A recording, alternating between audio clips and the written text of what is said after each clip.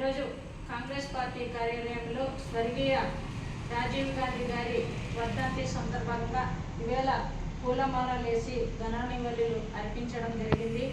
మా యొక్క దేశానికి ఒక చిన్న వయసులోనే ప్రధానమంత్రి చేయడం చాలా గర్వకరమైన విషయం.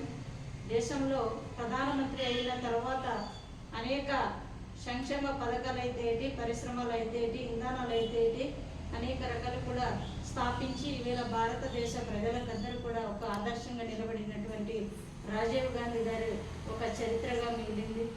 6వ ప్రధానమంత్రిగా చేయాలంటే చిన్న విషయం కాదు. 40 సంవత్సరంలోనే ప్రధానమంత్రి అవ్వడం అంతకన్నా అదృష్టం ఏముంది. ఈవేళ 4 దఫాలుగా ప్రధానమంత్రి చేపట్టినటువంటి కుటుంబంలో ఒక నాయకుడిగా ఉంటూ ఈవేళ భారతదేశంలో గుండె సూది నుండి అనేక పరిశ్రమలు స్థాపించినటువంటి కుటుంబము ఈవేళ కాంగ్రెస్ పార్టీ యొక్క గణనీయంగా మారింది. ఈవేళ దేశంలో కాంగ్రెస్ పార్టీ లేక చాలా అట్టాడులో మునిగిపోయినటువంటి పరిస్థితులు ఉన్నాయి.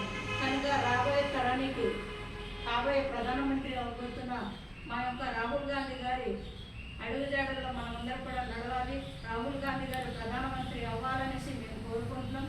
మరి ఈ యొక్క సార్వత్రిక ఎన్నికల్లో ప్రధానమంత్రి అవుతేనే మా రాష్ట్రానికి ప్రత్యేక హోదా తీసుకొచ్చేది కాంగ్రెస్ పార్టీ. కాబట్టి మా రాజీవ్ గాంధీ గారి కుమారుడిని మనం ఇంకా ఆదర్శంగా తీసుకొని మనం అందరం కూడా ముందడుగు వేయాలి.